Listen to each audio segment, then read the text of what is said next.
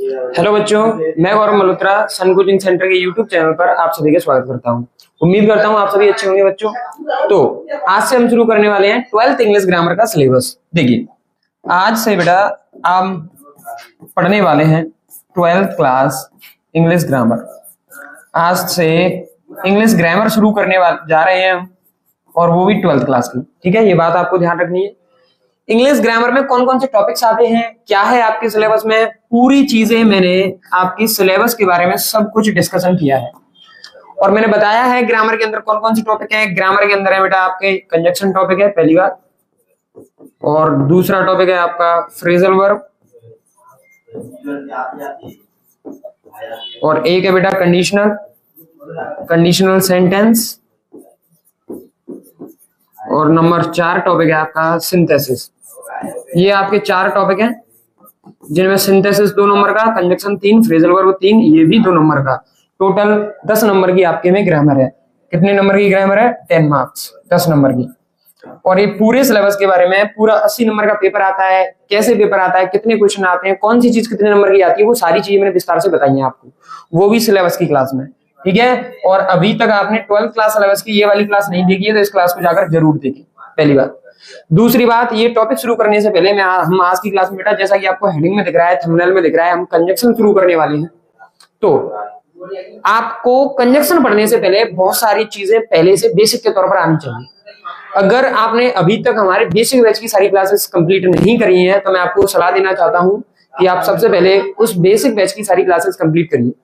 देखिए, आपको क्या करना है, यूट्यूब पर जाना है और आपको सर्च करना है सन कोचिंग सेंटर। जैसे ही आप सन कोचिंग सेंटर सर्च करेंगे, ये हमारा प्यारा सा चैनल आप सभी के सामने आ जाएगा, और इसमें जाना है प्लेलिस्ट पर। प्लेलिस्ट पर जैसे ही आप जाते हैं तो देखिए यहाँ पर आपको लिखा हुआ मिलेगा इंग्लिश बेसिक बैच 2026। इस पर क्लिक करना है आपको, और इस पर क्लिक करेंगे तो सारी इंग्लिश के बेसिक की क्लास आ जाएंगी जो आपको कंप्लीट करनी है कंजक्शन पढ़ने से पहले। ध्यान रखना, ये देखिए, और ये देखिए आपकी सिलेबस की क्लास ये रही, क्लास 12 न्यू सिलेबस इंग्लिश का पूरा 30 मिनट की, आधे घंटे की पूरी वीडियो है, जिसमें हमने बहुत ही अच्छे तरीके से विस्तार से पूरे 80 नंबर का मैटर समझाया है। कहने का मतलब क्या है, मैंने बताया है 80 नंबर कैसे कैसे पेपर आने वाला है, कैसे कैसे आता है, क्या क्या चीजें आती हैं, कैसे कैसे आएंगी, कितने कितने नंबर की। कहने का मतलब एक एक नंबर मैंने इस वीडियो में गिनाया है। अगर आपने अभी तक ये वीडियो नहीं देखी है तो इस वीडियो को जाकर जरूर देखें, ये सिलेबस वाली वीडियो को, पहली बात। और दूसरी बात, इससे पहले ये डली हुई है 12-13 वीडियो, इनको भी कंप्लीट करें ताकि आपका बेसिक कंप्लीट हो जाएगा। तो जितने भी टॉपिक्स हम करने वाले हैं वहां ग्रामर के आपके, वो सारे आपके समझ में आसानी से आ जाएंगे। उम्मीद है आप मेरी बात को समझ पा रहे होंगे। और जैसा मैं आपसे कह रहा हूं, अगर आप बेहतरीन तैयारी करना चाहते हैं तो जैसा मैं कह रहा हूं वैसा करते चलिए, आप खुद में स्वयं ही इंप्रूवमेंट इतना पाएंगे कि आप कहेंगे हाँ सर, आपने जो सलाह दी वास्तव में काम की थी। ठीक है बेटा, तो आप सारी सलाहों को, एडवाइजेस को अडॉप्ट कीजिए, मानिए, एक्सेप्ट कीजिए और आगे बढ़ते रहिए। और आज हम शुरू करने वाले हैं आपका नया जानदार शानदार टॉपिक कंजक्शन शुरू करने वाले हैं। और आपके इंग्लिश ग्रामर में 4 टॉपिक है, इतने इतने नंबर के हैं, वो मैं पहले भी उस सिलेबस वाली क्लास में सब कुछ अच्छे तरीके से बता चुका हूं। और आज हम शुरू करेंगे बेटा, आज हम शुरू करेंगे कंजक्शन टॉपिक। कौन सा टॉपिक? कंजक्शन कितने नंबर के हैं बेटा? 3 नंबर के। कितने नंबर के हैं? 3 नंबर के। कंजक्शन बेटा 3 नंबर का टॉपिक है। तो ये टॉपिक हमें बहुत ही अच्छे तरीके से कवर अप करना है। 12th क्लास वालों ध्यान से सुन लेना, ठीक है, ये बात आपको ध्यान में रखनी है। चलिए आगे चलते हैं। अब कुछ और बातें मैं आपको बता देना चाहता हूं कि ये जो कंजक्शन है ये 3 नंबर का है, और आपकी सिंथेसिस है, सिंथेसिस 2 नंबर के है, और आपके कंडीशनल सेंटेंस है वो भी 2 नंबर के हैं, और आपकी जो फ्रेजल वर्ब है वो 3 नंबर की है।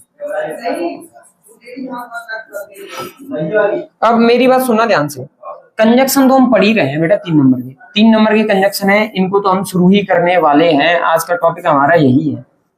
लेकिन मेरी नजर से अगर आप देखें तो ये कंजक्शन आपके 3 नंबर के नहीं है, ये तो देखो आंकड़े हैं।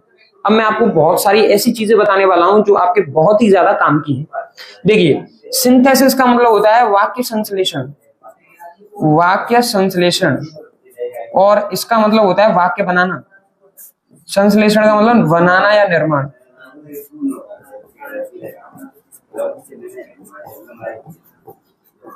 अब बेटा सिंथेसिस में क्या होता है, एक वाक्य होता है, दूसरा वाक्य होता है, दोनों को जोड़ा जाता है, एक और नया वाक्य बनाया जाता है।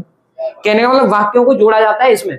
और जोड़ने के लिए कौन सी चीज आती है पता है? अगर आपको थोड़ा सा भी पता है तो मेरी बात ध्यान से सुनिए, समझिए। दो वाक्यों को जोड़ने के लिए कंजक्शन ही आते हैं। कहने का मतलब जब आप सिंथेसिस पढ़ेंगे तब भी आपको किसकी जरूरत पड़ने वाली है? कंजक्शन की। और ये कितने नंबर का टॉपिक है? 2 नंबर का। तो देखिए फिर से वही काम आएंगे कंजक्शन। चलो ठीक है सर, ये बात हम समझ गए। कहने का मतलब आप ये कहना चाहते हैं कि हम सिंथेसिस सीखने हैं तो सिंथेसिस के लिए हमें कंजक्शन आने चाहिए। हाँ बिल्कुल, मैं यही बात कहना चाहता हूं कि सिंथेसिस का मतलब होता है वाक्य संश्लेषण, वाक्य बनाना।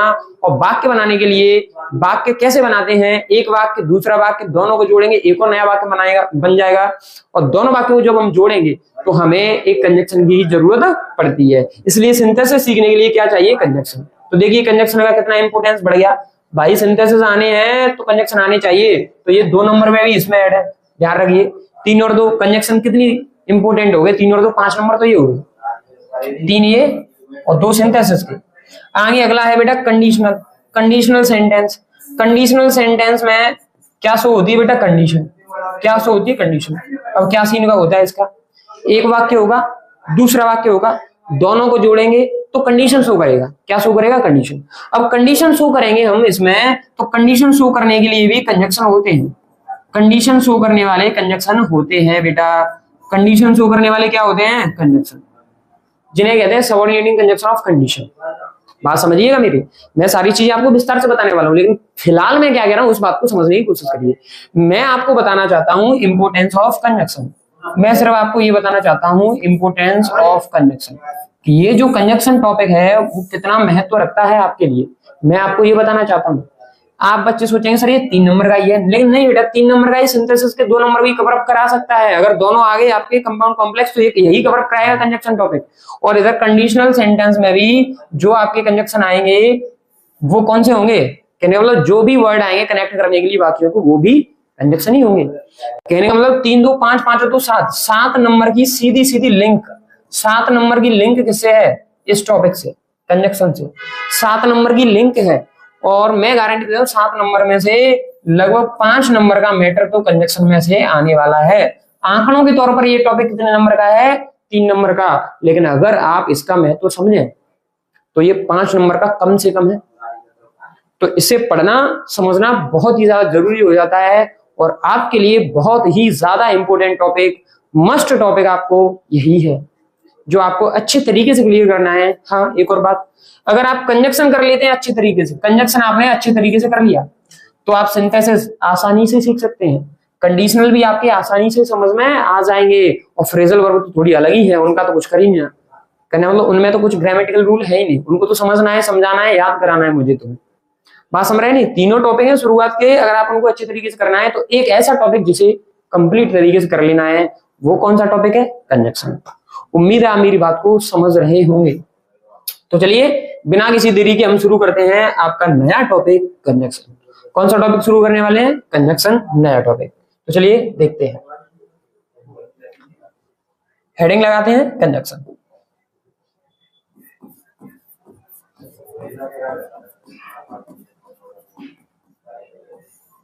सबसे पहली बात, ये कंजक्शन होता क्या है? तो बेटा अगर आपने सारी बेसिक क्लासेस ध्यान से ली हैं तो मैंने उसमें बताया था कि आपकी जो ग्रामर होती है, क्या होती है? ग्रामर। ग्रामर के 3 सेक्शन होते हैं। कौन कौन से होते हैं बेटा? लेटर, लेटर का मतलब अल्फाबेट्स ABCD। उसके बाद में आते हैं बेटा वर्ड्स, और उसके बाद में आते हैं सेंटेंस। ये ऐसा मैंने आपको बताया था। और फिर मैंने बताया था वर्ड्स को हम क्या कहते हैं? Parts of speech. वर्ड्स को हम क्या कहते हैं? Parts of speech. और फिर हमने सीखा था ये 8 प्रकार के होते हैं। कितने प्रकार के होते हैं? 8 प्रकार के। अब ये 8 प्रकार के कौन कौन से होते हैं?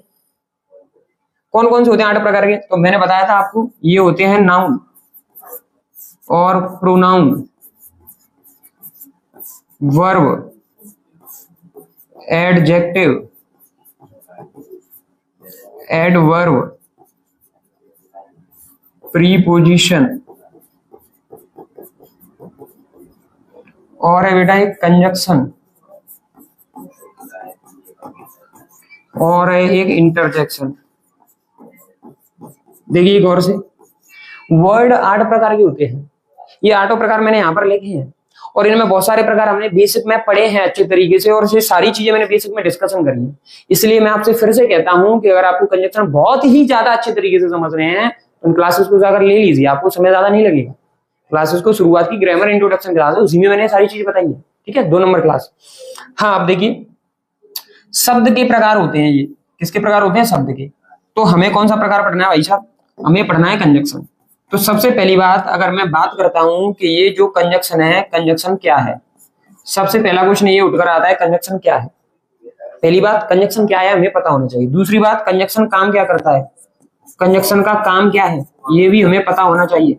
दूसरी बात कंजक्शन काम कैसे करता है ये भी हमें पता होना चाहिए, कैसे करता है। हमारे मन में ये 3 प्रश्न तो आने ही चाहिए। अगर आप वास्तव में अच्छे तरीके से समझना चाहते हैं तो मन में ये 3 सवाल तो आने ही चाहिए कि सर कंजक्शन है क्या, पहली बात।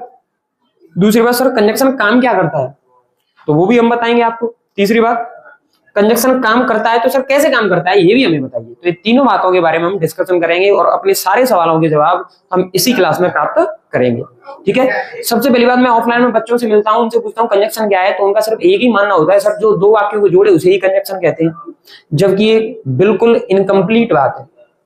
गलत नहीं कह रहा मैं इसे, लेकिन इनकम्प्लीट है।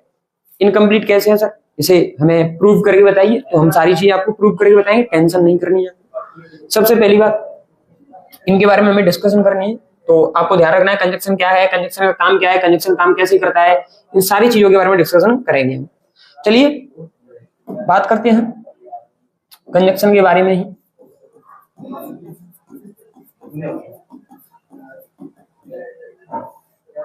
अब आप बताइए कंजक्शन क्या है।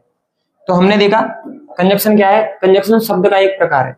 तो सबसे पहली बात कंजक्शन एक शब्द होता है, सिंपल सी बात क्या हुई, कंजक्शन क्या होता है, एक शब्द होता है सबसे पहली बात। तो मैं इसे क्या लिख सकता हूं, कंजक्शन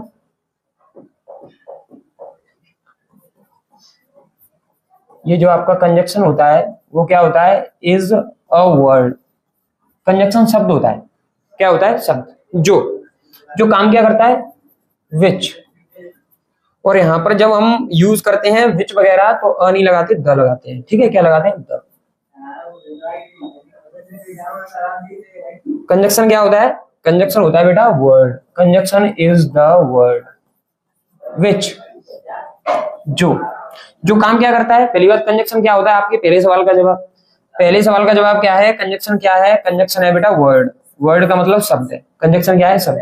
दूसरी बात ये काम क्या करता है बेटा, तो कंजक्शन का हिंदी अर्थ होता है संयोजक। कंजक्शन का हिंदी अर्थ क्या होता है बेटा, संयोजक। और संयोजक का मतलब योजक माने होता है जोड़ना, क्या होता है, जोड़ना। योग करने वाला, जोड़ने वाला, तो जोड़ने का काम करता है। कंजक्शन का काम क्या होता है, जोड़ना। लेकिन किसे जोड़ेगा ये भी तो पता होना चाहिए, और क्या क्या जोड़ेगा ये भी पता होना चाहिए, और कैसे जोड़ेगा ये भी पता होना चाहिए। तो चलिए परिभाषा पे पहले बात करते हैं। कंजक्शन एक शब्द होता है विच कनेक्ट। कनेक्ट माने बेटा होता है जोड़ना, विच कनेक्ट, जो जोड़ता है, क्या जोड़ता है। अब मैं कुछ बच्चों से पूछता हूँ, कुछ बच्चों को पता होता है कि सर कंजक्शन का काम जोड़ना होता है, मैंने ठीक है बेटा जोड़ना होता है, मैं भी इस बात को मानता हूँ। लेकिन अगर मैं उनसे पूछता हूँ कि ये जोड़ता किसे है, तो उन बच्चों का ज्यादातर जवाब आता है सर ये वाक्यों को जोड़ता है। जबकि ऐसा ही नहीं है कि ये वाक्यों को ही जोड़े, और ऐसा ही नहीं है कि केवल शब्दों को ही जोड़े। ये शब्दों को भी जोड़ता है, वाक्यों को भी जोड़ता है, उपवाक्यों को भी जोड़ता है, और फ्रेजेस को भी जोड़ता है। सारी चीजों के बारे में एक एक करके बात करें, टेंशन नहीं करनी आपको, बस देखना है। जो कनेक्ट करता है, जोड़ता है, किसे जोड़ता है, 2 और मोर देन 2। 2 और मोर देन 2, इसका मतलब 2 या 2 से अधिक। 2 या 2 से अधिक क्या क्या हो सकते हैं सर, 2 या 2 से अधिक शब्द होंगे तो शब्दों को जोड़ेगा तो भी कंजक्शन होगा। 2 या 2 से अधिक फ्रेज होंगे बेटा, फ्रेज 2 या 2 से अधिक फ्रेज होंगे, फ्रेज का मतलब होता है वाक्यांश, तो उन्हें भी जोड़ेगा। 2 या 2 से अधिक क्लॉज होंगे, क्लॉज, तो उन्हें भी जोड़ेगा। और सेंटेंसेस, और 2 या 2 से अधिक वाक्य होंगे तो उन्हें भी जोड़ने का काम कौन करता है, कंजक्शन ही करता है। कंजक्शन एक ऐसा शब्द होता है जिसका काम क्या होता है, जोड़ना। अब जोड़ेगा किसे, ये शब्दों को जोड़ेगा, वाक्यों को जोड़ेगा, उपवाक्यों को भी जोड़ेगा, और इसके साथ साथ वाक्यांशों को भी जोड़ेगा। सर कैसे, क्या सीन है, हमें अच्छे तरीके से समझाइए तो हम समझाएंगे। सबसे पहली बात मैं इसको हिंदी में लिखता हूं कि कुछ बच्चे नहीं समझ पा रहे हैं तो कोई दिक्कत की बात नहीं है, अच्छे तरीके से आपको हिंदी में लिख देता हूं। लेकिन मैंने आपको बताया है पेपर किस में आने वाला है, इंग्लिश में। जवाब भी किस में देना है, इंग्लिश में। पढ़नी भी क्या है, इंग्लिश। समझनी भी क्या है, इंग्लिश। आप किस लिए इस क्लास को देख रहे हैं, अरे इंग्लिश के पेपर के लिए। तो सारी चीजें जब इंग्लिश में होने वाली हैं तो हिंदी को सहारा क्यों बनाया जाए। तो हिंदी सिर्फ आपकी सहूलियत के लिए, जिससे थोड़ा बहुत आप कंफर्टेबल फील करें, ना कि हिंदी पर ही फोकस करना है तुम्हें। बिल्कुल फोकस नहीं करना है हिंदी पर, फोकस करना है सिर्फ इंग्लिश पर, ठीक है। हिंदी लेकिन यूज कर रहे हैं हम, आप भी कर सकते हैं, क्यों, ताकि आपको सहूलियत मिल सके। कुछ चीजें इंग्लिश में ऐसी आ जाती हैं जो आपको इंग्लिश में नहीं समझ में आ रही, लेकिन मैं हिंदी में बोल दूंगा तो समझ में आ जाएंगे। तो इस सहायता के लिए हमें हिंदी का यूज करना है, ना कि हिंदी पर फोकस करना है। फोकस इंग्लिश पे करिए बेटा, ठीक है। कंजक्शन वह शब्द होता है, वह शब्द होता है, कौन सा शब्द होता है, जो दो या दो से अधिक, दो या दो से अधिक किसको जोड़ता है, वर्ड्स को। वर्ड्स का मतलब शब्दों को, कॉमा, फ्रेजेस, वाक्यांशों, कॉमा, उपवाक्यों या वाक्यों को जोड़ने का काम करता है या फिर जोड़ता है। यह है कंजक्शन का काम। कंजक्शन क्या है, शब्द है, काम क्या करता है, जोड़ने का। किसे जोड़ने का, शब्दों को, वाक्यांशों को, उपवाक्यों को, वाक्यों को जोड़ने का काम करता है। सर कैसे काम करता है, इसे और समझाइए हमें। तो आप टेंशन नहीं लेनी, हम सारी चीजें आपको अच्छे तरीके से बताएंगे। चलिए बात करते हैं। सबसे पहले एग्जाम्पल में हमें बात करनी है। सबसे पहली बात, इन सारे शब्दों के आपको हिंदी अर्थ पता होना चाहिए, कैसे क्या चीज है। पहली बात देखो, कंजक्शन क्या होता है, वर्ड। कंजक्शन क्या होता है, वर्ड। जो काम क्या करता है बेटा, कनेक्ट करने का। कनेक्ट का मतलब जोड़ने का काम करता है। और जोड़ेगा किसे बेटा, वर्ड्स। वर्ड्स का मतलब शब्दों को जोड़ेगा। फ्रेजेस का मतलब वाक्यांशों को जोड़ेगा। क्लॉजेस का मतलब उपवाक्यों को जोड़ेगा। और यहाँ पर सेंटेंस का मतलब वाक्यों को भी जोड़ेगा। अब सर कैसे जोड़ेगा ये भी हमें बताइए। तो आपको टेंशन नहीं करनी है, सारे सवालों के जवाब आपको इस क्लास के आंसर में मिल जाएंगे।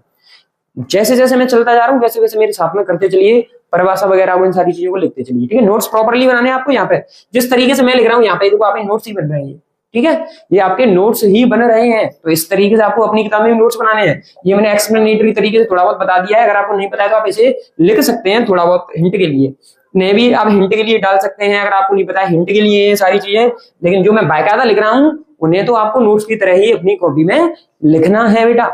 मेहनत करनी पड़ेगी। अगर आप रिजल्ट चाहते हैं बहुत ही अच्छा, अपने अकॉर्डिंग रिजल्ट चाहते हैं, तो मेहनत आपको करनी पड़ेगी, ठीक है। तो आपको ये बात ध्यान रखनी है। इन सारी चीजों पर हम डिस्कशन करेंगे, कैसे वर्ड्स को जोड़ेगा, कैसे फ्रेजेस को, कैसे क्या किस चीज को जोड़ेगा। पहली बात आपको इनका मतलब पता होना चाहिए। वर्ड्स माने होते हैं सब, फ्रेज माने होती है वाक्यांश। फ्रेज का मतलब क्या होता है, वाक्यांश। क्लॉज का मतलब होता है बेटा उपवाक्य, ठीक है। वर्ड का मतलब होता है शब्द, सेंटेंस का मतलब होता है वाक्य। चलिए देखते हैं वर्ड्स को कैसे जुड़ेगा ये। सबसे पहले बात करते हैं वर्ड्स की। चलो हम एक साथ ही बात कर लेते हैं, फिर मैं बता दूंगा ये किसको जुड़ रहा है, किसको जुड़ रहा है। देखिए, हाँ मैंने लिखा example number first, you and me, you and I. Subject के तौर पर काम करेंगे तो मैं आई यूज करूंगा, मी नहीं करूंगा। वो तो ऑब्जेक्ट के तौर पर काम करते तो मैं मी यूज करता, ठीक है। ये शुरुआत में ही लिए मैंने, तो सब्जेक्ट के तौर पर you and I look good together. इसका मतलब क्या है बेटा, तुम और मैं एक साथ बहुत अच्छे लगते हैं। तुम और मैं एक साथ बहुत अच्छे लगते हैं। इस वाक्य को जरा गौर से देखिए, यू एंड आई, देखिए जरा गौर से। इसमें यू शब्द है वो क्या है, प्रोनाउन है सर। यू शब्द क्या है, प्रोनाउन। और प्रोनाउन किसका प्रकार होते हैं, वर्ड का। किसका होते हैं, वर्ड का। सर आई माने मैं, ये भी क्या है, मैंने बेटा ये भी प्रोनाउन है। और प्रोनाउन किसमें आते हैं, वर्ड में। किसमें आते हैं, वर्ड में। किसमें आते हैं, वर्ड में। देखिए थोड़ी देर पहले मैंने बताया, देखिए इसमें प्रोनाउन किसका प्रकार है, वर्ड का। किसका प्रकार है, वर्ड का, ठीक है। तो ये वर्ड है बेटा, शब्द है। दो शब्द आए, दो शब्द के बीच में ये वाला शब्द आया एक, एंड। दो शब्दों के बीच में कौन सा शब्द आया, एंड। ये इनको जोड़ने का काम कर रहा है, तो बेटा यही क्या है, कंजक्शन। यही शब्द क्या है, कंजक्शन। दो शब्दों को जोड़ने का काम जो शब्द करेगा वही कंजक्शन कहलाता है। तो ये दो शब्दों को जोड़ने का काम कर रहा है, तो ये एंड किसका काम कर रहा है, कंजक्शन का। इसमें क्या जोड़ा हमने, टू वर्ड्स। इसमें हमने वर्ड्स जोड़े, शब्द जोड़े, दो शब्द जोड़े, और वो दो शब्द कौन से हैं बेटा जो हमने जोड़े हैं, यू और आई। मैंने यू और आई को एंड शब्द से जोड़ा है। इंग्लिश में क्या कहेंगे, you and I look good together. आप और मैं दोनों एक साथ अच्छे लगते हैं, बिल्कुल सच बात है। तो ध्यान रखना है, इसमें एंड से कनेक्ट किया तो एंड आपका कंजक्शन हो जाएगा। क्या आपको पहला एग्जांपल क्लियर है वर्ड्स का? अब वर्ड्स का एग्जांपल क्लियर है तो फिर किस एग्जांपल पे चलते हैं, फ्रेज के एग्जांपल पे चलते हैं। तो चलिए एग्जांपल में हम कमी नहीं करेंगे, आपको सारी चीजें समझनी है, बस ये बात ध्यान रखना। देखिए नंबर 2 एग्जांपल। अब हमें एग्जांपल देना है फ्रेज का। फ्रेज क्या होती है बेटा, फ्रेज का मतलब होता है वाक्यांश। फ्रेज का मतलब क्या होता है, वाक्यांश। ये वाक्य नहीं होता लेकिन वाक्य का भाग होता है एक तरीके से। दो या दो से अधिक शब्द मिलकर वाक्य का एक ऐसा पार्ट बना लेते हैं जिसका कहने का मतलब जो वाक्य नहीं होता, उसमें वर्ब नहीं होती लेकिन उसका सेंस कंप्लीट होता है। समझ रहे हैं बात को? दो या दो से अधिक शब्दों का ऐसा समूह, एक ऐसा ग्रुप जिसमें to or more then two words हो, लेकिन उनका सेंस कैसा होना चाहिए, कंप्लीट होना चाहिए। कैसा सेंस होना चाहिए, कंप्लीट। ठीक है, कैसे कहते हैं, चलो आपको फ्रेज भी समझनी है, चलो फ्रेज समझा देता हूं। देखो फ्रेज क्या होती है, फ्रेज का मतलब होता है वाक्य। Phrase is a group of, phrase क्या होती है, group. Phrase is a group of two or more then two words. दो या दो से अधिक शब्दों का समूह होती है फ्रेज, which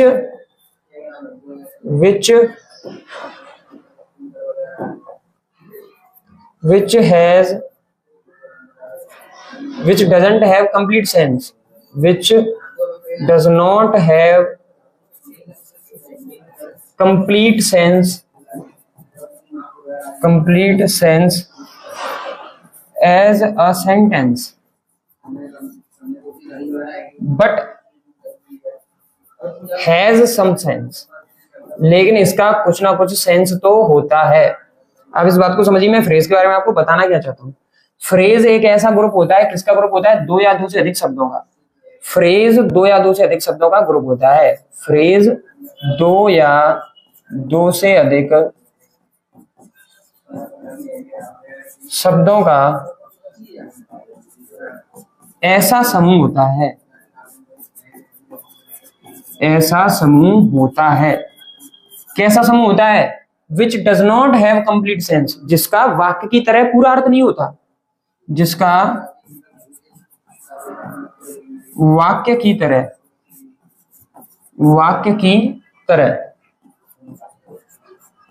पूर्ण अर्थ नहीं होता। ऐसा नहीं है कि उसमें वर्ब वगैरह हो, पूरा अर्थ नहीं होगा, लेकिन कुछ अर्थ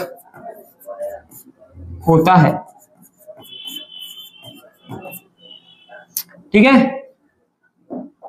लेकिन अपना कुछ अर्थ होता है, लेकिन अपना कुछ अर्थ होता है। अब बात को समझना, मैं क्या कहना चाहता हूं। फ्रेज में क्या होगा, दो या दो से अधिक शब्द होंगे। भाई वो दो या दो से अधिक शब्द मिलकर वाक्य ना बनाए, केवल उन्होंने वर्ब ऑब्जेक्ट वगैरह सारी चीजें ना आए, लेकिन अगर हम उन शब्दों का अर्थ निकालने की कोशिश करेंगे तो उनका अर्थ जरूर निकलेगा, वो होती है फ्रेज। सर ऐसे समझ में नहीं आ रहा, अब आप हमें एग्जाम्पल ही दीजिए। तो अब मैं आपको एग्जाम्पल देता हूँ। तो देखिए दूसरा एग्जाम्पल देने जा रहा हूँ मैं आपको, example number 2।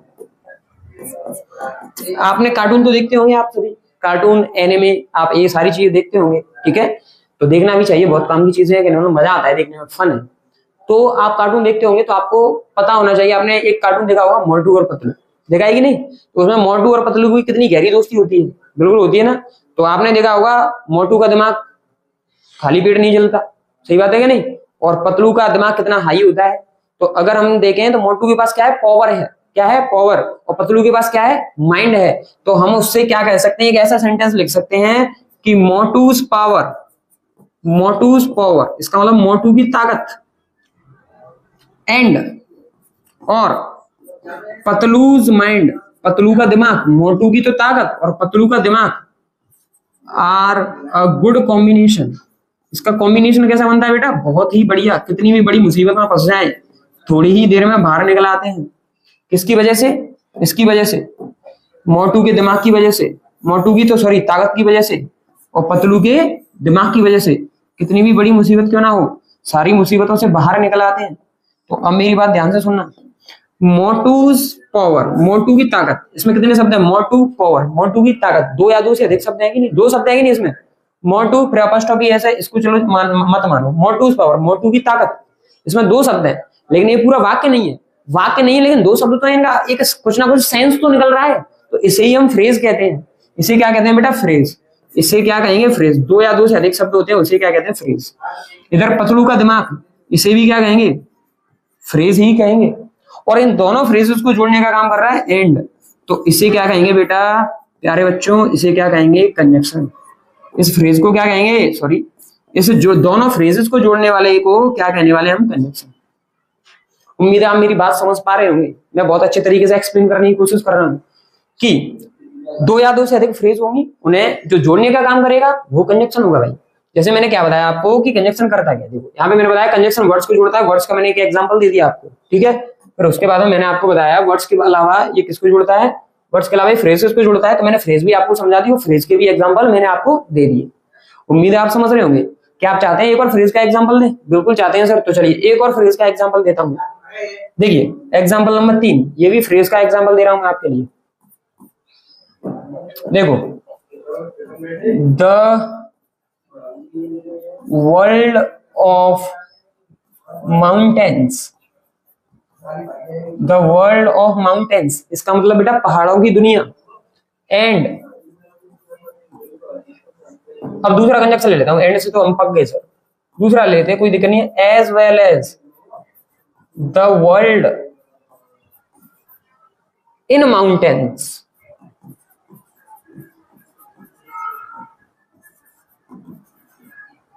Have different, sorry have नहीं आएगी इसमें, एज वेल एज है तो हैज आएगी, एंड होती तो आती है। क्यों आएगी ये सारी चीज हम कंजक्शन के नियम में डिस्कशन करेंगे, no tension. Has next level paradise, next level paradise, paradise का मतलब स्वर्ग। अब मैंने क्या लिख दिया इसको समझे, मैंने कितना अपनी फीलिंग्स से एक सेंटेंस लगाया आपके लिए। द वर्ल्ड ऑफ माउंटेन्स, इसका मतलब है पहाड़ों की दुनिया। द वर्ल्ड ऑफ माउंटेन्स का मतलब क्या है, पहाड़ों की दुनिया। आप मुझे ये बताओ पहाड़ों की दुनिया, क्या ये पूरा वाक्य है? सर ये पूरा वाक्य नहीं है, तो ये फ्रेज है, वाक्यांश है, वाक्य नहीं है लेकिन वाक्य का अंश है, तो इसे हम फ्रेज कहेंगे।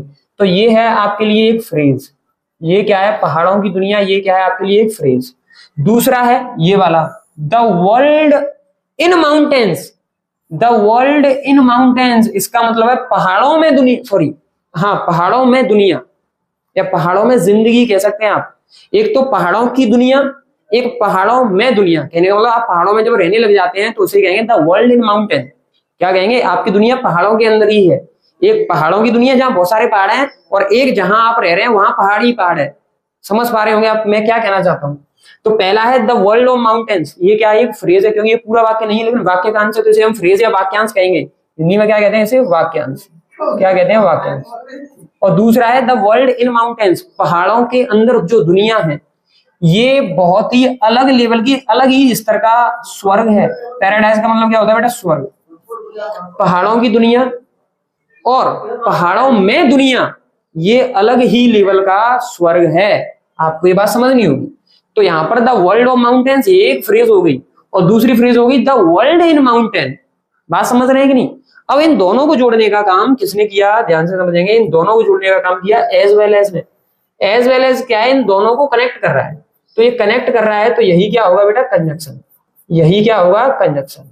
अब इसका मीन समझिए, क्या कहना चाहता है पूरा, कि पहाड़ों की दुनिया के साथ साथ, एज वेल एज का मतलब होता है के साथ साथ, पहाड़ों की दुनिया के साथ साथ पहाड़ों में जो दुनिया है वो भी एक अलग स्तर का स्वर्ग है। भाई पहाड़ों की दुनिया को जब आप देखते हैं तो आपको बहुत ही नेक्स्ट लेवल सुकून महसूस होगा। बहुत सारे पहाड़ हैं, मन चाहे पहाड़ है, बहुत ही ऊपर से आप दुनिया को देख सकते हैं, सुकून मिलेगा। लेकिन पहाड़ों के अंदर जो दुनिया है, कहने वाला पहाड़ों के अंदर ही आपके घर बने हुए हैं, तो फिर वहां जब आप रोजाना रह रहे हैं, रोजाना ऐसे व्यूज देख रहे हैं, तो फिर आपकी जिंदगी तो स्वर्ग बनी जाएगी। कहने का मतलब ये। तो आप मेरी भावनाओं को समझ पा रहे होंगे और आप इस सेंटेंस को भी समझ पा रहे होंगे कि द वर्ल्ड ऑफ माउंटेन्स और द वर्ल्ड इन माउंटेन्स, ये दोनों ही फ्रेज हैं और इन दोनों फ्रेजेस को जोड़ने के लिए एज वेल एज शब्द आ रहा है जिसका एनजीआर होता है के साथ साथ, और इन दोनों फ्रेजेस को जोड़ने के लिए जो आ रहा है शब्द ये उन्हें जोड़ रहा है, इसलिए हम इसे ही क्या कहने वाले हैं, कंजक्शन कहने वाले हैं। तो जैसा कि मैंने आपको बताया था कि ये वर्ड्स को जोड़ेगा, तो वर्ड्स के हमने एक एग्जांपल दे दिया। फिर बताया था फ्रेजेस को जोड़ेगा, तो मैंने फ्रेजेस के लिए भी एक एग्जांपल ये दिया आपको और दूसरा एग्जांपल ये दे दिया। लेकिन आगे आने वाला जो वाक्य है वो किसको जोड़ेगा, देखिए आगे क्लॉजेस को जोड़ेगा और सेंटेंसेस को जोड़ेगा। किसको जोड़ेगा, क्लॉजेस को और सेंटेंसेस को। तो मुझे उसके भी एग्जांपल देने हैं ताकि आपको सारी चीजें अच्छी तरीके से क्लियर हो। अब सिर्फ ये मत कहना कि कंजक्शन सिर्फ शब्द को जोड़ता है, नहीं सर, शब्द को जोड़ता है और फ्रेज को भी जोड़ता है। देखिए एग्जांपल दिए हैं मैंने आपके सामने। इसके अलावा ये मत कहना केवल सेंटेंस को जोड़ता है, नहीं सर, सेंटेंस को जोड़ता है, क्लॉजेस को भी जोड़ता है, वर्ड्स को भी जोड़ता है, फ्रेजेस को भी जोड़ता है, इतनी सारी चीजों को जोड़ता है कंजक्शन। कंजक्शन का काम सिर्फ एक चीज को जोड़ना नहीं है, बहुत सारी चीजों को जोड़ना है। आप मेरी बात को समझने की कोशिश करिए। अगला नंबर 4 एग्जांपल बेटा, नंबर 4 एग्जांपल मैं देने वाला हूं आपको सेंटेंस का। किसका, सेंटेंस का। देखिए एवरीवन नोज मी, इसका मतलब हर कोई मुझे जानता है। एवरीवन नोज मी, हर कोई मुझे जानता है। बताइए क्या ये सेंटेंस नहीं है? क्या ये एक सेंटेंस नहीं है? सर बिल्कुल सेंटेंस है। लेकिन मैंने एक और एग्जांपल लिख दिया, no one understand me, no one understands me, इसका मतलब कोई भी मुझे नहीं समझता है। यहां पर देखिए कोई भी मुझे नहीं समझता है, ये एक वाक्य हो गया। यहां पर देखिए एवरीवन नोज मी, हर कोई मुझे जानता है, ये भी एक वाक्य हो गया। ये दोनों क्या हो गए, वाक्य। अब मैंने बीच में लगा दिया बट। क्या लगा दिया, बट। बट का मतलब क्या होता है, लेकिन। बट का मतलब क्या होता है, लेकिन। अब इन दोनों वाक्यों को पढ़िए जरा गौर से। एवरीवन नोज मी, हर कोई मुझे जानता तो है, बट नो वन अंडरस्टैंड्स मी, लेकिन हर कोई मुझे समझता नहीं है। बात को समझिए। एवरीवन नोज मी, हर कोई मुझे जानता है, सभी मुझे जानते हैं, लेकिन कोई भी मुझे समझता नहीं है। लेकिन अब आप देखिए जब ये दोनों वाक्य, ध्यान से सुनिएगा जरा गौर से, ये जो था जब अकेला था, ये जब कैसा था, अकेला, ये भी था, ये भी थोड़ी देर पहले अकेला ही था, ये थोड़ी देर पहले अकेला था। जब अकेला था तो सेंटेंस, जब अकेला था, जब अकेला था ये, तो तब तो ये था सेंटेंस। ध्यान से सुन लेना मेरी बात को, मैं बहुत ही क्लियरिटी के साथ में पढ़ाने की कोशिश करता हूं, तो आपको भी क्लियरिटी के साथ में ही सीखना है। जब अकेला था ये तो क्या था, सेंटेंस। इसको भी देखिए, जब अकेला तो सेंटेंस, जब अकेला तो क्या था, ये भी सेंटेंस। ठीक है। अब क्या हुआ, अब ये बड़े वाले वाक्य का ध्यान सुनिएगा, जब अकेला था तो ये सेंटेंस था। सर तो अब भी तो सेंटेंस ही है। मैंने बेटा देख, अब थोड़ा सा देखने का नजरिया बदल जाएगा भाई। जब अकेला है तो ये सेंटेंस है, लेकिन अब पूरे बड़े वाले सेंटेंस का हिस्सा बन गया। अब तो ये जुड़ गया ना। अरे बताइए जुड़ गया ना, किससे जुड़ा सर, बट से जुड़ा। तो बट से जुड़ा तो इसे ही बट को क्या कहेंगे, कंजक्शन कहेंगे। बट को क्या कहेंगे बेटा, कंजक्शन कहेंगे। मेरी बात को समझिए। सर पहले ये अकेला सेंटेंस था, मैंने, हाँ बिल्कुल था बेटा। पहले ये भी अकेला सेंटेंस था, मैंने, बिल्कुल था। सेंटेंस को जोड़ा किसने, बट ने जोड़ा। तो बट ने जोड़ा तो बट क्या हो गया, कंजक्शन हो गया। अब सेंटेंस जब जोड़े गए, सेंटेंस जब जोड़े गए तो एक नया सेंटेंस बन गया। और जब एक नया सेंटेंस बन गया तो जो पुराने सेंटेंस बचे थे अब वो सेंटेंस नहीं रहे, अब तो सेंटेंस पूरा हो गया। भाई पहले ये अकेला सेंटेंस था, कहने का मतलब घर के बाहर है तो वो आपका दोस्त है, कुछ भी है, लेकिन घर के अंदर आ गया तो घर का बेटा हो गया, कहने का मतलब ये है। फिर उसका रिलेशन अलग चलेगा। भाई अकेला था तो रिलेशन कुछ और था, लेकिन घर के अंदर आ गया तो अब इसका रिलेशन कुछ और है। जैसे घर से बाहर है तो आप उसे कुछ भी बुला सकते हैं, कालू, मोटू, पतलू, लेकिन घर के अंदर आ गया तो उसका एक नाम चलेगा। समझ में आ रहा है कि नहीं, घर के अंदर आ गया तो उसका एक नाम चलेगा। बात यही है बेटा, जब ये अकेला था तो ये सेंटेंस था, लेकिन जब ये सेंटेंस का भाग है, जब सेंटेंस, बड़े वाले सेंटेंस, जब सेंटेंस का भाग है, और जब सेंटेंस का भाग है तो हम इसे कहते हैं बेटा क्लॉज। क्या कहते हैं, क्लॉज। और ये हो जाता है, क्लॉज का मतलब हो जाता है उपवाक्य। उपवाक्य, उप का मतलब छोटा, वाक्य, वाक्य का छोटा भाग। पूरे बड़े वाले वाक्य का छोटा भाग है कि नहीं है, बिल्कुल ऐसा, तो ये क्लॉज है। अब इसे देखिए, ये वाला भाग पहले तो अकेला था भाई, इधर तक मैंने इसको छुपा लिया तो ये कैसा है, अकेला वाक्य, तो ये सेंटेंस है। और इसको पूरे बड़े वाले वाक्य के अंदर अगर देखेंगे तो अब ये किसका काम करेगा? क्लॉज का। किसका काम करेगा? क्लॉज। ये क्या है? क्लॉज। बड़े वाले वाक्य का हिस्सा है तो क्लॉज बड़े वाक्य का हिस्सा भाग है, इसलिए इसे अब क्या कहने वाले हैं बेटा? हम क्लॉज। इसलिए ये क्या कहने वाले हैं? हमें इसे क्लॉज। उम्मीद है आप मेरी बातों को समझ रहे होंगे। सर क्या समझे? मैं दोबारा रिपीट कर देता हूं आपके लिए। जब अकेला था तो सेंटेंस था, जब अकेला था सेंटेंस था, अब दोनों जुड़ गए भाई। अकेला सेंटेंस, अकेला सेंटेंस, ये बीच में आया कंजक्शन। बीच में कौन आया? कंजक्शन। ये इधर, ये इधर, दोनों वाक्य जुड़ गए बेटा। दोनों वाक्य कंजक्शन से जुड़ गए। तो अब ये जो दोनों अलग अलग सेंटेंस थे, अब ये जो दोनों अलग अलग सेंटेंस थे और ये अब जुड़ गए तो एक नया सेंटेंस बन गया, बड़ा वाला सेंटेंस बन गया। और जो बड़ा वाला सेंटेंस बना है, अब इस बड़े वाले सेंटेंस के अंदर हम इसको सेंटेंस नहीं कहेंगे। सेंटेंस तो ये पूरा हो गया। अब भाई पहले अलग सेंटेंस था, अलग था, अब जुड़ गया, अब पूरा एक अलग से सेंटेंस हो गया पूरा। अब ये पूरे को सेंटेंस कहेंगे। तो सर फिर इसको क्या कहेंगे? मैंने पहले ये सेंटेंस था लेकिन अब ये जुड़ गया तो वो सेंटेंस तो पूरा है। अब इसको कहेंगे क्लॉज। क्या कहेंगे? क्योंकि सेंटेंस का ये हिस्सा है और सेंटेंस के हिस्से को क्या कहते हैं? उपवाक्य। वाक्य का छोटा वाक्य होता है उपवाक्य। वाक्य का छोटा वाक्य होता है उपवाक्य। तो पहले सेंटेंस जुड़ गए तो पूरा सेंटेंस बन गया। और अब हम इस अलग अलग सेंटेंस को जो जुड़ने के बाद में क्या कहने वाले हैं? क्लॉज कहने वाले हैं। उम्मीद है आप मेरी बात को अच्छी तरीके से समझ पा रहे हैं। अगर समझ में आ रही है मेरी सारी बातें तो बहुत अच्छी बात है। अगर बाई चांस आपको थोड़ा बहुत मिसअंडरस्टैंडिंग हो रही है तो मेरी बातों को दोबारा से रिपीट करके जरूर सुनिएगा, क्योंकि मैं सारी चीजें क्लियरिटी के साथ में एक्सप्लेन कर रहा हूं। ठीक है बेटा, सारी चीजें क्लियर होंगी। तो अभी तक आपने क्या समझा? रियल में कंजक्शन होता क्या है, रियल में कंजक्शन क्या होता है, कंजक्शन काम क्या करता है, कंजक्शन काम कैसे करता है। क्या आपके तीनों सवालों के जवाब क्लियर हैं? कंजक्शन क्या होता है? वर्ड। काम क्या करता है? कनेक्ट करने का। कैसे कनेक्ट करने का? ये देखिए ऐसे कनेक्ट करेगा। ये तो अभी सैंपल दिए हैं मैंने आपको, ये तो अभी मैंने आपको सैंपल दिए हैं। अभी हम आपको रूल्स के साथ हम बताएंगे कि ऐसे इस कंडीशन में ऐसे कनेक्शन होगा, इस कंडीशन में ऐसे कनेक्शन होगा, आपको ऐसे करना है, वैसे करना है। सारी चीजें क्रम से अच्छे तरीके से आने वाली है, आपको टेंशन नहीं करनी है। बस जो मैं लिखाता जा रहा हूँ, समझाता जा रहा हूँ, उसे समझते चाहिए। क्या यहाँ तक आपकी सारी बातें क्लियर है? यस सर, बिल्कुल क्लियर है। तो अब हम आगे चलते हैं। आप समझ चुके होंगे कि कंजक्शन क्या होता है, कैसे होता है, काम क्या करता है। अब अगली हेडिंग हमारी होने वाली है टाइप्स ऑफ कंजक्शन। अगली हेडिंग क्या होने वाली है हमारी? Types of conjunction. इसका मतलब कंजक्शन के प्रकार।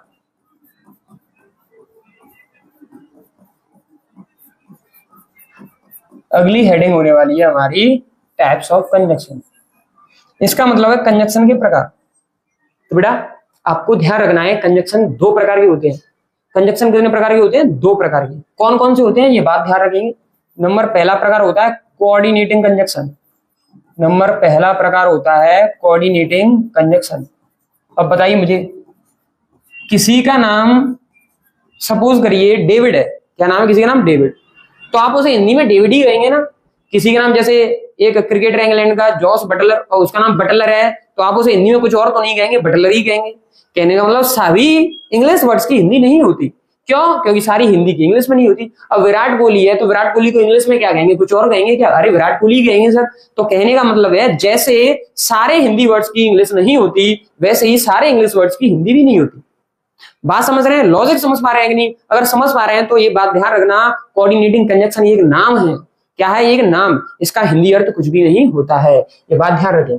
और दूसरा कंजक्शन होता है सबऑर्डिनेटिंग कंजक्शन। एक होता है बेटा कोऑर्डिनेटिंग कंजक्शन और दूसरा होता है सबऑर्डिनेटिंग कंजक्शन। दो कंजक्शन होते हैं, एक कोऑर्डिनेटिंग, एक सबऑर्डिनेटिंग।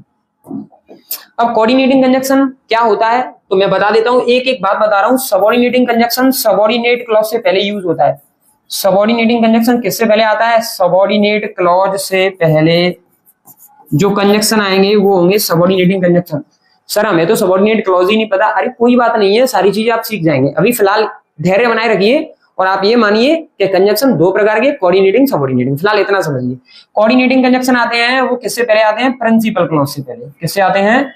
प्रिंसिपल क्लॉज से पहले।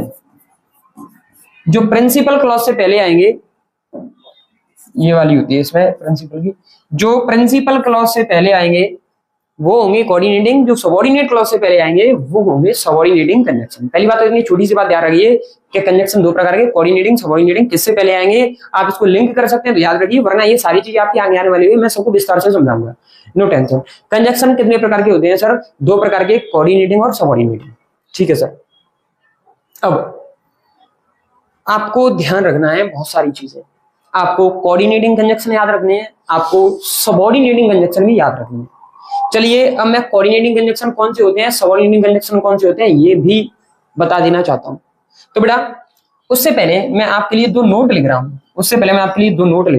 पहली नोट, अगर किसी वाक्य में कोऑर्डिनेटिंग कंजंक्शन आता है, अगर किसी वाक्य में कौन सा कंजंक्शन आता है, कोऑर्डिनेटिंग कंजंक्शन आता है, और अगर किसी वाक्य में सबऑर्डिनेटिंग कंजंक्शन आता है, भाई कंजंक्शन तो दो प्रकार के ही है ना, कोऑर्डिनेटिंग कंजंक्शन और सबऑर्डिनेटिंग कंजंक्शन। तो अभी के लिए फिलहाल मैं आपको ये बता देना चाहता हूं, मुझसे क्यों मत पूछना अभी, क्योंकि मैं बताऊंगा आगे चल के क्यों, पहले मैं बता देता हूं कि आपने अकॉर्डिंग टू स्ट्रक्चर सेंटेंस के टाइप्स जरूर पढ़े होंगे, मैंने खुद ही पढ़ाया भाई बेसिक में मैंने सेंटेंस वाली क्लास के अंदर पढ़ाया है कि सेंटेंस कितने टाइप्स के होते हैं, कितने आधारों पर सेंटेंस को बांटा गया है, ये सारी चीजें मैंने बताई हैं, बिल्कुल मैंने सभी चीजें आपको एक्सप्लेन करके बताई हैं। तो उसमें मैंने बताया है अकॉर्डिंग टू स्ट्रक्चर, रचना के आधार पर वाक्य के तीन प्रकार होते हैं, सिंपल, कंपाउंड और कॉम्प्लेक्स। बताया है कि नहीं बताया है? अगर आपने वो वीडियो सेंटेंस वाली नहीं देखी है तो जाकर देखिए, सिंपल, कंपाउंड और कॉम्प्लेक्स। अब कैसे क्या सीन होता है सर? सिंपल तो सिंपल होता है, लेकिन अगर कोऑर्डिनेटिंग कंजंक्शन आते हैं तो वो सेंटेंस कंपाउंड बन जाता है। कौन सा बन जाता है? कंपाउंड। अगर सबऑर्डिनेटिंग आते हैं तो वो सेंटेंस कॉम्प्लेक्स बन जाता है। कौन सा बन जाता है? Complex sentence. बात आपको ध्यान रखनी है ये बात, अगर कोऑर्डिनेटिंग कंजंक्शन आएंगे तो कंपाउंड बन जाएगा, सबऑर्डिनेटिंग आएंगे तो कॉम्प्लेक्स बन जाएगा। सर ऐसे क्यों होता है, किस वजह से होता है, सारी चीजों के बारे में डिस्कशन करेंगे, आप टेंशन मत करिए। लेकिन मैं फिलहाल आपसे ये चीज मैंने क्यों बताई है, तो फिर अभी क्यों बताई है? क्योंकि बेटा मैंने आपसे कहा था, क्या कहा था देखो, अभी मैंने आपसे कहा था, शुरुआत में मैंने कहा था, देखो ये कहा था कि नहीं कि सिंथेसिस लिंक किससे करेंगे? कंजंक्शन से। और मैंने आपको उस क्लास में सेंटेंस वाली में कहा था कि सिंपल, कंपाउंड, कॉम्प्लेक्स, तीन प्रकार के सेंटेंस, तीन प्रकार के ही सिंथेसिस होते हैं। कितने प्रकार के होते हैं? तीन प्रकार के, formation of simple, formation of compound, formation of complex. तीन प्रकार के सेंटेंस, तीन ही प्रकार के सिंथेसिस, जिनमें से दो प्रकार बेटा, दो प्रकार के कंजंक्शन। देखो ये लिंक करोगे चीजों को आसानी से समझ में आएंगी, और मैं लिंक करके चीजों को पढ़ाता हूं। ये देखिए आप खुद ही देख लीजिए कितने प्रकार के कंजंक्शन है, दो। और दो प्रकार के कंजंक्शन से दो प्रकार के सेंटेंस तो हो गए, और दो प्रकार के सेंटेंस हो गए तो इसका मतलब दो प्रकार के सिंथेसिस हो गए यार। और दो प्रकार के सिंथेसिस हो गए, आधे से ज्यादा सिंथेसिस खत्म हो गए। सर अभी शुरू भी नहीं किए, खत्म भी कर दिए। अरे कहने का मतलब क्या है कि अगर आप ये दोनों प्रकार के कंजंक्शन को अच्छी तरीके से कर लेते हैं तो 75% आपका सिंथेसिस खत्म हो गया भाई। हो गया कि नहीं? क्योंकि सिंथेसिस तीन प्रकार का, इनमें से दो प्रकार से इजी हो जाएंगे। कहां से? कंजंक्शन टॉपिक से ही हो जाएंगे दो प्रकार। तो बचा एक प्रकार सिंपल, वो तो वैसे भी सिंपल होता है, उसे तो हम नियमों के माध्यम से कर लेंगे, क्या दिक्कत की बात है? बात को समझिए, मैं क्या कहना चाहता हूं, इस बात को समझिए, किस तरीके से मैं बता रहा हूं, इस बात को समझिए, कोशिश करिए। सिंथेसिस तीन प्रकार के थे, सिंपल, कंपाउंड, कॉम्प्लेक्स। सेंटेंस तीन प्रकार के थे, सिंपल, कंपाउंड, कॉम्प्लेक्स। मैंने बताया था सेंटेंस तीन प्रकार के होते हैं, तो सिंथेसिस भी तीन प्रकार के होते हैं, एक में सिंपल बनाते हैं, एक में कंपाउंड, एक में कॉम्प्लेक्स। मैंने बताया बेटा किससे बनाएंगे? एक सर कंजंक्शन से जुड़कर, तो कंपाउंड कब बनेगा? तब कोऑर्डिनेटिंग से जुड़ेंगे। कॉम्प्लेक्स कब बनेगा? तब सबऑर्डिनेटिंग से जुड़ेंगे। कहने का मतलब पढ़ रहे हैं आप कंजंक्शन, लेकिन क्लियर क्या हो रहा है? सिंथेसिस। बात को लिंक कर पा रहे हैं कि नहीं आप? मुझे ये बताइए पहले तो। बिल्कुल लिंक कर पा रहे हैं तो ये बहुत ही बढ़िया बात है, आप इसी बात को समझिए। इसलिए मैं कंजंक्शन में टाइम लगाता हूं, हर बार जब मैं कंजंक्शन टॉपिक कराता हूं तो उसमें टाइम मैं इसी वजह से लगाता हूं कि बेटा ये कंजंक्शन ही नहीं चल रहे हैं, ये आपको पता नहीं है, इसमें सिंथेसिस भी चल रहे हैं, बस आपको दिख नहीं रहा है।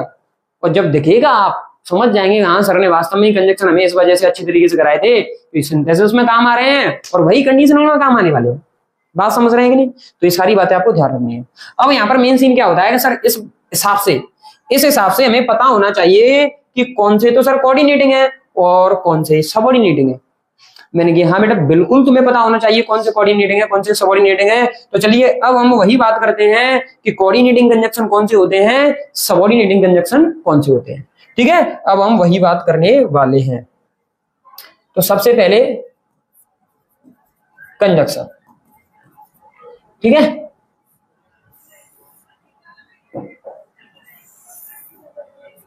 और कंजक्शन कितने प्रकार के होते हैं बेटा? 2 प्रकार के। नंबर 1 होता है बेटा कोऑर्डिनेटिंग और दूसरा होता है सबऑर्डिनेटिंग। कोऑर्डिनेटिंग और सबऑर्डिनेटिंग, ठीक है।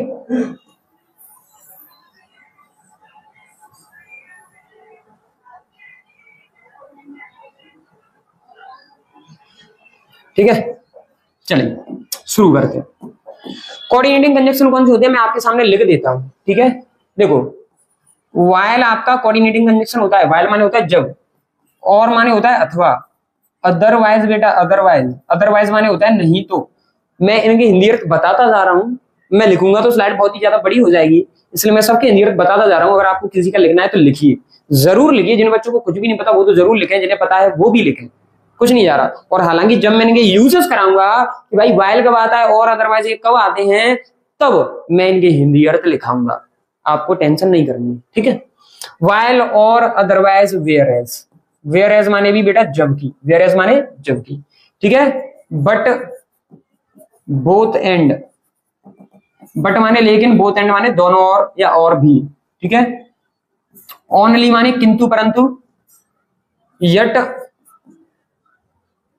स्टिल, येट और स्टिल दोनों का मतलब फिर भी, ठीक है। और देखिए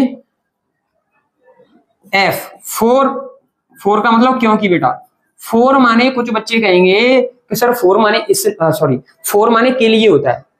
we can sacrifice our lives for country, हम अपने देश के लिए जान दे सकते हैं। सर फोर माने के लिए होता है, फोर ने कहां सेंटेंस जोड़ दी बेटा, फोर माने के लिए होता है प्रीपोजिशन के तौर पर, और फोर का अर्थ क्योंकि निकलता है कंजक्शन के तौर पर। बात को समझिए। ओनली बेटा कहेंगे, कुछ कहेंगे ओनली सर, ओनली माने तो केवल होता है बेटा, ओनली माने केवल एडवर्ब के तौर पर होता है, और कंजक्शन के तौर पर ओनली का मतलब होता है किंतु परंतु। बात समझिए।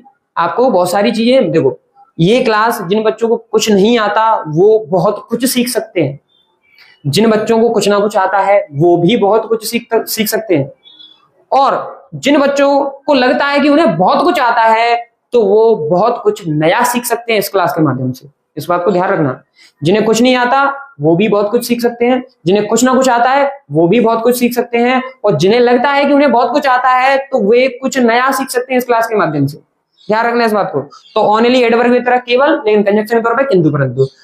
फॉर के लिए के अर्थ में आप प्रीपोजिशन का काम करता है, और इधर क्योंकि के अर्थ में कंजक्शन का काम करता है। देयरफॉर का मतलब होता है इसलिए। आगे एंड, एंड का मतलब होता है और। उसके अलावा as well as, as well as माने के साथ साथ। सो का मतलब होता है इसलिए, और होते हैं इसमें not only but also, not only but also, इसका मतलब होता है बेटा न केवल बल्कि भी। और आपके होते हैं नेवर्थलेस, नेवर्थलेस का मतलब होता है बेटा तथापि। और आपका होता है no less than, no less than का मतलब होता है किसी से कम नहीं, ठीक है। और इसके अलावा और होते हैं आपके, देखो नॉट ओनली, एक और आता है आपका नीदर नॉर, और नीदर नॉर आता है तो इसमें ईदर और भी आ जाता है बेटा, ध्यान रखेंगे ईदर और। सो माने इसलिए था बेटा, तो कॉन्सिक्वेंटली का मतलब भी इसलिए होता है, तो ये भी इसी में आते हैं। बस ये आपको ध्यान रखना है। एक होता है और एल्स, और एल्स का मतलब होता है नहीं तो, ये भी इसी में आता है। अब आप कहेंगे सर आपने ये यहाँ पे लिख दिए, ठीक है, तो इनका करना क्या है? मैंने बेटा ये आपको याद होनी चाहिए, ये आपको कहीं पर भी देखो, इनको इतनी बार देखो, इतनी बार देखो कि आपकी निगाहों में भर जाए, कि जब भी ये कहीं पर भी दिख जाए तुरंत दिमाग में ये क्लिक करना चाहिए, कौन से है? कोऑर्डिनेटिंग। कोऑर्डिनेटिंग सेंटेंस कौन सा बनेगा? कंपाउंड बनेगा। बस सिंपल सी बात क्लिक होनी चाहिए यहाँ पर। इनको इतना देखो, इतना देखो, इतना देखो, कितना देखो, कि जब कहीं भी दिख जाए तुम्हें तो सीधा क्लिक होना चाहिए कौन से कंजक्शन? कोऑर्डिनेटिंग। बस इसके अलावा कोऑर्डिनेटिंग कंजक्शन को छोड़कर, कोऑर्डिनेटिंग कंजक्शन को छोड़कर बच्चे कुछ कंजक्शन कौन से कहलाते हैं? सबऑर्डिनेटिंग। कोऑर्डिनेटिंग कंजक्शन को छोड़कर, कोऑर्डिनेटिंग कंजक्शन को छोड़कर जितने भी हैं वो कौन से होते हैं? सबऑर्डिनेटिंग। जैसे बेटा क्या आपको इसमें इफ दिख रहा है? नहीं दिख रहा। क्या किसी को अनलेस दिख रहा है? नहीं दिख रहा। क्या किसी को बिकॉज दिख रहा है? नहीं दिख रहा। तो ये सारे कौन से हैं? सबऑर्डिनेटिंग। क्या आपको सो दैट दिख रहा है? नहीं दिख रहा। क्या आपको इसमें दैट दिख रहा है? नहीं दिख रहा। क्या आपको इसमें दो ऑल दो दिख रहा है? दो या ऑल दो? सर दो ऑल दो का मतलब क्या होता है? यद्यपि। क्या होता है? यद्यपि, दैट माने कि, सो दैट माने ताकि, इफ माने यदि, अनलेस माने यदि नहीं, बिकॉज माने क्योंकि। क्या किसी को इसमें एज दिख रहा है? क्या किसी को सो एज दिख रहा है? क्या किसी को एज सो दिख रहा है? क्या किसी को सो दैट दिख रहा है? क्या ये दिख रहे हैं पूरे? ये कंजक्शन दिख रहे हैं? नहीं दिख रहे ना। तो ये सारे कंजक्शन कौन से हैं? सबऑर्डिनेटिंग। इनको छोड़कर जो कुछ भी बचेगा सबऑर्डिनेटिंग। आफ्टर बिफोर बेटा, आफ्टर और before. After before, after before भी कौन से हैं? सबऑर्डिनेटिंग। क्या बेटा आपने वो सुना है? Hardly, scarcely, when. Hardly, when. आपने सुना होगा no sooner than. No sooner than. आपने सुना होगा as soon as. As soon as. सारे कौन से हैं? सबऑर्डिनेटिंग। और भी बहुत सारे होते हैं सबऑर्डिनेटिंग, तो और भी होते हैं। जैसे देन है आपका, जैसे हाउ एवर है। ये सारे के सारे और भी होते हैं इसमें, अभी खाली जगह नहीं है, बहुत सारे, ये तो ज्यादा और होते हैं सबऑर्डिनेटिंग। तो ये आपके सबऑर्डिनेटिंग है, ये आपके कोऑर्डिनेटिंग है। तो सर इनका करना क्या है? मैंने बेटा आपको ये याद रखने हैं कौन से कोऑर्डिनेटिंग कौन से सबऑर्डिनेटिंग, और याद रखने पड़ेंगे। इस बात को ध्यान रखें, आपको ये याद रखने पड़ेंगे। क्यों याद रखने पड़ेंगे? सिंथेसिस करने हैं, याद रखने पड़ेंगे। कंपाउंड कॉम्प्लेक्स पहचानना आना चाहिए, और कंजक्शन करने हैं तो वो भी इसमें भी याद रखने पड़ेंगे भाई, तभी आप नियम लगा पाएंगे। ठीक है, यहां तक सारी चीज क्लियर है। अब सर, अब मैं बच्चों को ऑफलाइन पढ़ाता हूं तो वो मुझे क्या बताते हैं? सर इतनी सारी कंजक्शन है सर, कैसे याद रखें? पहली बात तो आप ये बात ध्यान रखें कि आप इनको याद कर लो या तो, या फिर इनको याद कर लो। अगर आप इनको याद कर लेते हैं तो कोऑर्डिनेटिंग को छोड़कर बच्चे को चाहिए सबऑर्डिनेटिंग। ये तो इतने ही है, लेकिन ये और भी है। ठीक है, ये इतने ही है, ये तो लिमिटेड है, लेकिन ये और भी है। देखो, अगर आप कोऑर्डिनेटिंग को याद कर लेते हो तो बच्चे को चाहिए सबऑर्डिनेटिंग, और अगर आप सबऑर्डिनेटिंग को याद कर लेते हो तो बच्चे को चाहिए कोऑर्डिनेटिंग। आप किसी को भी अच्छे तरीके से याद कर लो, एक को, आपको बस एक याद करना है, दूसरा तो ऑटोमेटिक हो जाएगा याद। बात सही है कि नहीं? समझने की कोशिश करिए, लिंक करने की कोशिश करिए। अगर मैं सबऑर्डिनेटिंग को याद कर लेता हूं तो बच्चे को कोऑर्डिनेटिंग, और अगर मैं कोऑर्डिनेटिंग को याद कर लेता हूं तो बच्चे को सबऑर्डिनेटिंग। मुझे तो किसी एक को याद कर लेना है, दूसरा तो अपने आप हो जाएगा। लेकिन सर याद कैसे करें? मैंने जो कम हो उन्हें याद कर लो, आपको भी आसानी हो। तो कम होते हैं बेटा कोऑर्डिनेटिंग। कौन से होते हैं? कोऑर्डिनेटिंग। ये लिमिटेड होते हैं, इनमें और भी ज्यादा होते हैं, मैं लिखने की जगह नहीं बची है, बहुत सारे होते हैं। इन्हें एक एक करके पढ़ना ही है, तो क्या दिक्कत है, लिख देंगे हम इन्हें, कोई दिक्कत की बात नहीं है। ठीक है, अब कोऑर्डिनेटिंग कम है तो सर इन्हीं को हमें याद करना है। मैंने हाँ बिल्कुल याद करना है, नहीं याद कर लेना, अपने दिमाग में भर लेना है ना। अब सर कोऑर्डिनेटिंग कंजक्शन को याद करना है हमें, मैंने बिल्कुल कोऑर्डिनेटिंग कंजक्शन को आपको याद करना है तो करना है। तो मैं ऑफलाइन बच्चों से मिलता हूं तो वो कहते हैं सर हमें कोऑर्डिनेटिंग कंजक्शन याद नहीं हो रहे, क्या करें, बहुत कोशिश कर रहे हैं लेकिन याद नहीं हो रही।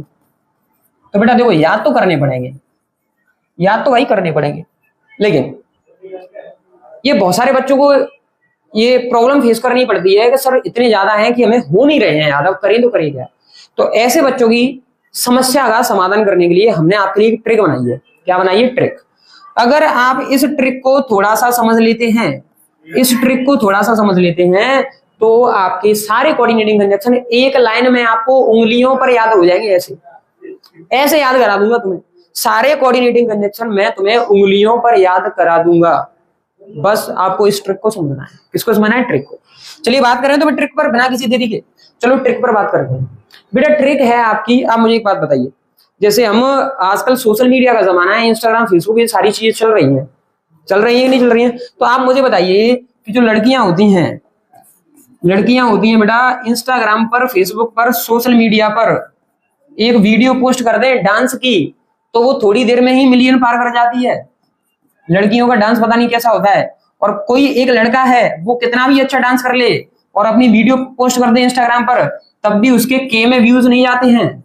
पता नहीं क्यों? ये सारी मुसीबतें लड़कों की वजह से ही है। वो लड़की को तो लाइक करते हैं, लड़कों की वीडियो खुद लाइक नहीं करते, एक दो दोस्तों डिसलाइक और कर देते हैं। सही है कि नहीं? अन्याय और हो जाता है लड़कों के साथ। कहने का मतलब आज के सोशल मीडिया के जमाने पर लड़कियों के क्या है, बहुत सारे फैंस हैं। लड़कियों के क्या है, फैन है बहुत। लड़कियों के फैन हीरोइन के फैन बने हुए हैं। लेकिन बताओ लड़कों का कोई फैन है क्या? नहीं है। लड़कों की फैन तो खुद लड़के ही नहीं है। क्यों नहीं है? क्योंकि वो खुद डिसलाइक कर देते अपने दोस्त की वीडियो को और उस पर हंसते हो रहे हैं अलग से, सही है कि नहीं? हंसने का इमोजी भेज देंगे और जब भी वही लड़की की वीडियो होगी तो 1-2-3-4-5 हजार दिल फेंक कर मारेंगे। कहने वाला लड़की की वीडियो पे तो दिल भेजेंगे और अपने दोस्त की वीडियो में भाई कितना अच्छा डांस कर रहा है फिर भी हंसने की वीडियो भेज देंगे, हंसने का इमोजी भेज देंगे। कहने वाला अपने दोस्त का मजाक बनाएंगे, लड़कियों का नहीं बनाएंगे। तो लड़कियों की फॉलोइंग भाई ज्यादा है, तो सोशल मीडिया के हिसाब से लड़कियों के फैन है। लेकिन आपको पता है मैं आपके साथ में अन्याय नहीं होने दूंगा। मेरी ट्रिक में फैन किसके हैं? लड़कों के। किसके फैन है? लड़कों के। और ये बात लड़कों के फैन होना, ये बात कैसी बात है? बहुत ही आश्चर्य की बात है। तो आपको सिर्फ एक ही लाइन याद रखनी है, वो क्या है? Wow boys fans.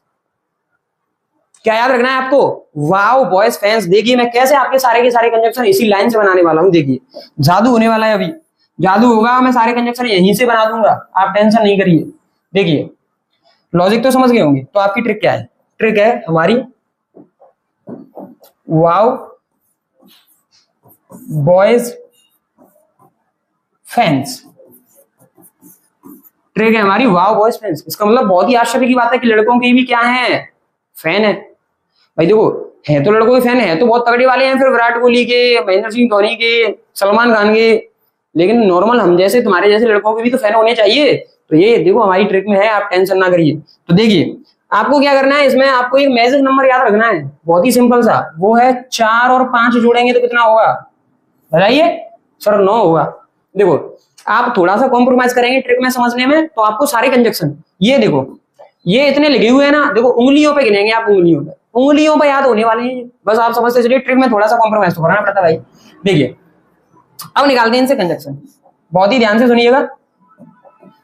Wow boys fans, यहां डब्ल्यू से वाइल, डब्ल्यू से बेटा वाइल, ओ से और, वाइल और नहीं तो डब्ल्यू से है वेयरएज, वाइल और नहीं तो डब्ल्यू से क्या है बेटा? वेयरएज। ध्यान से सुनिए, ऊपर 4 लिखा हुआ है तो कितने कंजक्शन निकलेंगे? 4। कैसे निकलेंगे? ध्यान से सुनिए, डब्ल्यू से वाइल या फिर ओ से और नहीं तो, या तो डब्ल्यू से वाइल है, वाइल नहीं है तो फिर क्या है? डब्ल्यू से, डब्ल्यू से वाइल नहीं है बेटा तो डब्ल्यू से वेयरएज है। अब इनसे 4 कंजक्शन निकालने देखो प्रॉपर वे में। तो देखो डब्ल्यू से एक तो निकल गया वाइल, एक निकल गया और नहीं तो को इंग्लिश में क्या कहते हैं बेटा? अदरवाइज। क्या कहते हैं? नहीं तो को इंग्लिश में क्या कहते हैं? अदरवाइज। और एक और कंजक्शन कौन सा है? वेयरएज। एक और कंजक्शन कौन सा है? वेयरएज। ठीक है, वाइल और नहीं तो वेयरएज, वाइल और नहीं तो को इंग्लिश में क्या कहते हैं? अदरवाइज और वेयरएज। ठीक है, 4 कंजक्शन तो ये हो गए। अब बेटा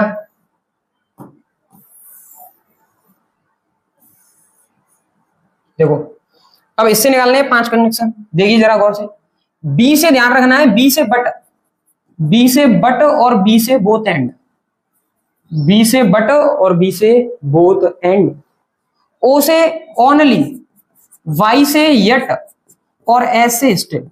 देखिए गौर से 5 हो गए क्या? 1 2 3 4 5 बन गए बॉयज से।